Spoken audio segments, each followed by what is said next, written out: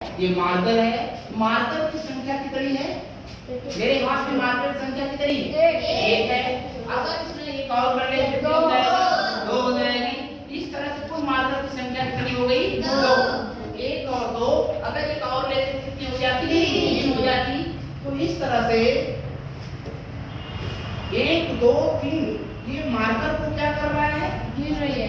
Marker की संख्या को बता रहा है, अर्थात जिन संख्याओं से हम वस्तु को क्या करते हैं? गिनते हैं। इसे क्या कहते हैं? प्राप्तिक संख्या कहते हैं। ठीक है ना? सबसे छोटी प्राप्तिक संख्या क्या होती है? एक। सबसे बड़ी प्राप्तिक संख्या नहीं होती है। क्यों नहीं होती है? क्योंकि उससे आगे भी प्राप्तिक संख्या ज्ञात की जा सकती है। मेरे प्यारे लाडलों, कितने लोगों को समझ में आ गया मेरी बात? समझ में आया? अगला सुनना कि परिमेय संख्या किसे कहते हैं? जिन संख्याओं को हम p बटे q के रूप में लिखते हैं और p और q क्या होता है? पूर्णांक होता है और q शून्य के बराबर नहीं होता है। उसे क्या कहते हैं? विभिन्न संख्या को हम p बटे q के रूप में लिखते हैं। p और q क्या होता है? पूर्णांक होता है और q शून्य के बराबर नहीं होता है। इसे क्या कहते हैं? परिमेय संख्या कहते हैं। मैंने बताया था कि साथ में पूछा भी कि सभी जो भिन्न होती हैं लाडला, तो क्या होती हैं? हाँ, सभी भिन्न जो दुनिया की कोई भी भिन्न हो वह परिमेय संख्या होती है। लेकिन सभी जो भी परिमेय संख्याएं हैं वह भिन्न नहीं होती है। कोई जरूरी नहीं कि सभी परिमेय संख्या भिन्न हो, लेकिन सभी भिन्न जो है परिमेय संख्या होती है। ठीक है ना? तो इस तरह से आपको देखिए, अगर कोई पूछे 3/4 ऋण 5/7 घटाना अगर है तो कैसे घटाएंगे? जरा बताना। 3 का गुणा देखो, 4 और 7 है ना, 3/4 यहाँ है, ऋण 5/7 यहाँ है। तो दो विधि इसके घटाने की है। फर्स्ट विधि है कि यहाँ इसका अंश कितना है? 3 है, तो 3 गुणे इसका हर कितना है?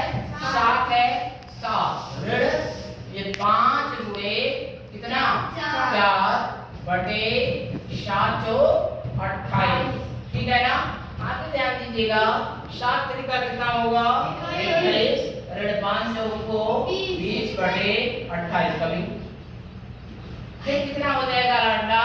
फिर हो जाएगा 21 में से 20 घटेगा तो 1 बटे क्या होगा? 28। 2024 को मैंने आपको गणित में क्या बताया? परिमेय संख्या कहते हैं। तो फिर मेरी बात को ध्यान से सुनना।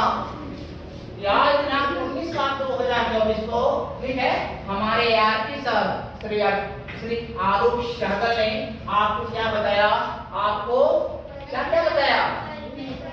हाँ, ठीक है, आपको बताया उन्होंने प्राकृतिक संख्या और खेल में क्या है और क्या बताया? बोलिए। हाँ, ये सब बताया उन्होंने। तो फिर से सुन लीजिएगा, मैं एक बार दोहरा देता हूँ। क्या? प्राकृतिक संख्या जिन संख्याओं से वस्तु को क्या करते हैं? गिनते हैं, उसे हम क्या कहते हैं? प्राकृतिक संख्या कहते हैं। और जिन संख्याओं से सबसे छोटी प्राकृतिक संख्या क्या होती है? 1 होती है।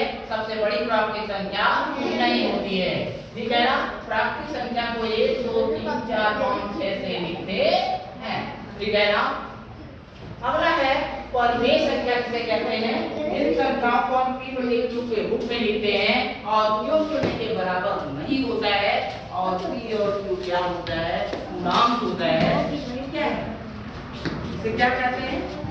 परिमेय संख्या कहते हैं। ठीक है ना? परिमेय संख्या को हम p बटे q के रूप में लिखते हैं। किसे लिखते हैं? p बटे q के रूप में लिखते हैं और p और q क्या होता है? पूर्णांक होता है और जो q होता है वह शून्य के बराबर होता है।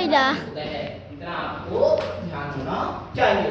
सभी जो भिन्न होती है लाडला, वह क्या होती है? वह परिमेय संख्या होती है, लेकिन सभी परिमेय संख्या भिन्न नहीं हो सकती।